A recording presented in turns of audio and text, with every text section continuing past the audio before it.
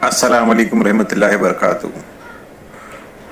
ओवैसी ने जो दलाल लोग को रखा है नोहरा आपा के अगेंस्ट में बोलने के लिए, जो शहबाज है, शहबाज ने अपने हर तरीके से हथकंडे इस्तेमाल किए मगर वो कामयाब हो नहीं पाया। अब फिर ये एक मलबारी को उसने रखा है ये बोलने के लिए कि आपा के बारे में बताओ बोलो करके, और वो सिर्फ वो मलबारी सिर्फ आपा के नोहरा आपा के बारे में बताता है, बोलता है। क्यों? जब ओवैसी ने एफआईआर किया था तो तब ये मलबारी कहाँ था?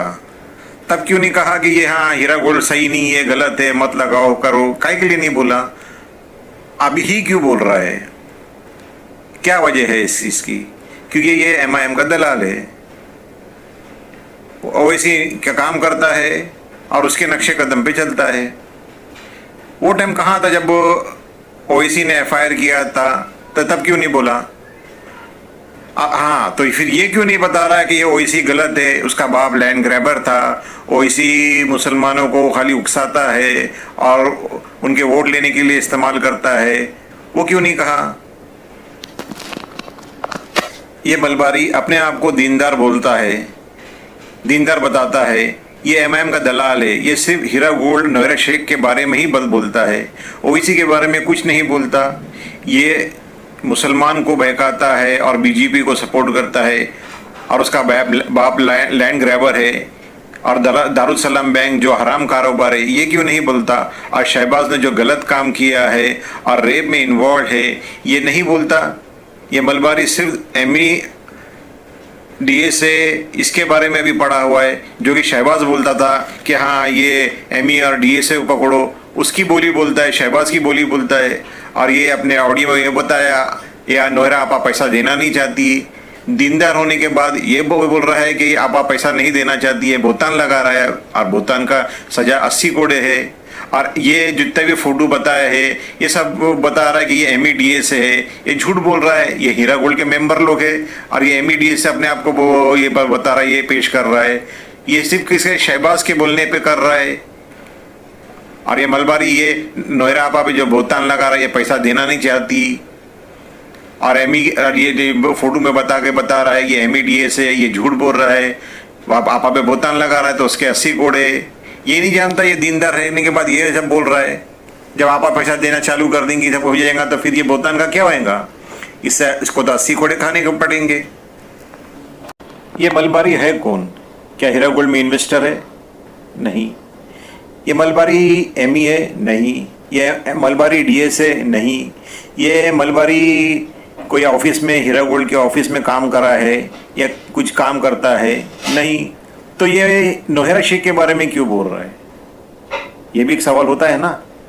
ये है शहबाज का आदमी, अपने काम पे लगा है, उसको पैसे की जरूरत है, गूगल में बताता है मैं पैसा नहीं खाता, अभी नहीं करता, तो क्यों बोल रहा है नोहरा आपा के बारे में? क्या जरूरत है इसको बोलने की? क्या दुश्मनी है नोहरा आपा से? ये है कर्नाटक का रहने वाला, ये मलबारी है कर्नाटक का रहने वाला। आपा वहाँ जब इलेक्शन में उतरे तो इनकी जो पार्टी जो हार गई है तो उसकी दुश्मनी निकाल रहा है शहबाज से मिलके। शहबाज ने इसको रखा है करने के लिए इस चीज में। ये क्यों नहीं बताता कि असदुद्दीन ओवैसी कौम का गद्दार है? ये क्यों नहीं बोल रहा? ये क्यों बोल रहा? ये क्यों नहीं बताया उसने कि लखनऊ के यूपी के अंदर अपनी 34 सीट को खड़ा किया और अपने मुसलमान को का वोट खाया और यूपी सरकार में बीजेपी को जितवाया? ये क्यों नहीं बता रहा? और हैदराबाद में सिर्फ 7 ही सीट लड़ाया और वही सीट लड़ाया जो हमेशा जीतते आ रही है। ये क्यों नहीं बता रहे हो? क्यों मुसलमान को गुमराह कर रहे हो? क्यों गलत तरीके से पैसे खा रहे हो? हलाल तरीके से पैसे कमाओ, जैसे नोहरा शेख बिजनेस कर रही है, इंटरेस्ट फ्री कर रही है, 15 साल से कौम के लोगों को फायदा हो रहा है, उस चीज को कंपनी को बर्बाद कर रहे हो। दारुसलाम के बारे में क्यों नहीं बोलते? ये हराम की चीज है, हराम कारोबार है, उसका बाप लैंड ग्रैबर था, दारुसलाम बैंक इंटरेस्ट लेती है, ये हराम चीज है। शहबाज के बारे में क्यों नहीं बोलते हो कि वो रेप केस में इन्वॉल्व है और इसमें ये प्रूफ भी है?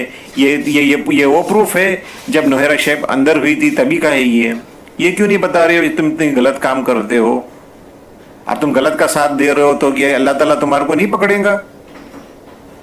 आपने कहा नोहरा शेख पैसा देना नहीं चाहती, ये बोतान हुआ। बोतान की सजा मालूम है? मलबारी 80 कोड़े है। एमई और डीएसए के बारे में बोल रही है, फोटो दिखा के एमई है डीएसए है, ये झूठ बोल रहे हो। उसका क्या हो है? झूठ बोलना क्या है? हदीस में है ना, जो झूठ बोला वो हम में से नहीं। इतना अपने आप को दीनदार बता रहे हो, नुक्स निकाल रहे हो, हर एक चीज में नुक्स निकाल रहे हो। जो आदमी तुमको लगा रहा गलत किया, तो इस्लामिक तरीका ये है कि भाई तुमने ये गलत किया, अकेले में मिलो, बोलो ना उसको। जैसे कलीम को तुमने कलीम चाचा चाचा बोल रहे, नहीं बोलने का, कलीम शेख जो बोल रहे हो, तो उसको मिलो ना, मिल के उनसे मिलो। जो गलत किया तो उनको बोलो भाई तुमने गलत किया, अकेले में बोलो। ऐसा लग रहा है तो इस्लामी तरीका नहीं मालूम तुमको। अल्लाह से डरो, अल्लाह की पकड़ होगी तो तुम्हारे पे भी होंगी। हीरा फैमिली के मेंबर घबराओ नहीं, इंशाल्लाह 3 अप्रैल को सुप्रीम कोर्ट की तारीख है। इंशाल्लाह जो भी होएगा, जो भी फैसला आएगा, इंशाल्लाह हक का ही आएगा। अब नोहरा आपा सेशंस कोर्ट से केस जीते हुए है, हाई कोर्ट से भी जीते हुए, और अभी सुप्रीम कोर्ट में आपा खुद से गए, और इंशाल्लाह वहाँ पे भी हक की जीत होगी, नोहरा आपा की जीत होगी, हम सब हीरा फैमिली की जीत होगी। इतना इंतज़ार किए, थोड़ा और इंतज़ार करो, इंशाल्लाह वो सब चीज़ सब सामने आएंगी। ये एक सब्र का मामला है। इंशाल्लाह कुरान में सब्र के बारे में बहुत आया है। इंशाल्लाह जो सब्र करेगा उसको यहाँ पे भी और आखिरत में भी, दोनों भी इंशाल्लाह फ़ायदे में रहेंगे।